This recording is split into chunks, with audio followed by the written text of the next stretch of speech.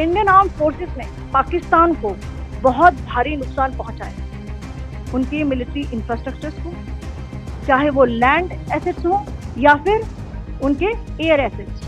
पाकिस्तान ने यह क्लेम किया कि उसने अपने JF-17 से हमारे S-400 व ब्रह्मोस मिसाइल बेस को नुकसान पहुंचाया, जो कि बिल्कुल गलत है। पाकिस्तान के मिस इन्फॉर्मेशन कैंपेन के मुताबिक हमारे एम्यूनिशन डंप्स जो चंडीगढ़ और बियास में है उसका डैमेज हुआ, यह भी बिल्कुल गलत है। हमने आपको मॉर्निंग ब्रीफिंग में बताया था विद फैक्ट्स एंड फिगर के साथ कि ये सारी चीजें बिल्कुल सही सलामत है। कि पाकिस्तान की ओर से ये झूठा आरोप भी लगाया जा रहा है कि भारतीय सेना ने मस्जिदों को नुकसान पहुंचाया। मैं इससे बिल्कुल स्पष्ट करना चाहती हूँ कि India is a secular nation और हमारी सेना भारत के कॉन्स्टिट्यूशनल वैल्यूज की एक बहुत प्यारी झलक है। अब मैं आपको पाकिस्तान की मिस इन्फॉर्मेशन कैंपेन के बारे में अवगत कराऊंगी। पहला, पाकिस्तान ने यह क्लेम किया कि उसने अपने JF-17 से हमारे S-400 व ब्रह्मोस मिसाइल बेस को नुकसान पहुंचाया, जो कि बिल्कुल गलत है।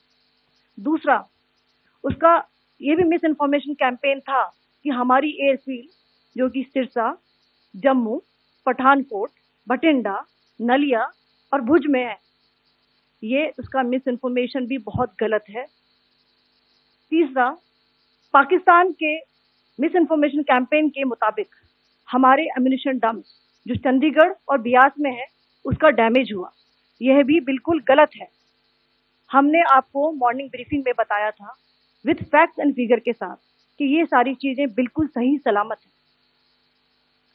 अब मैं आपको बताना चाहती हूँ कि पाकिस्तान के एक प्रेस कॉन्फ्रेंस में ये बात की गई थी कि उनके सीनियर मिलिट्री ऑफिसर्स जो कि पूरी तरह से ये भ्रामक हैं और तथ्यों से दूर हैं कि पाकिस्तान की ओर से ये झूठा आरोप भी लगाया जा रहा है कि भारतीय सेना ने मस्जिदों को नुकसान पहुंचाया।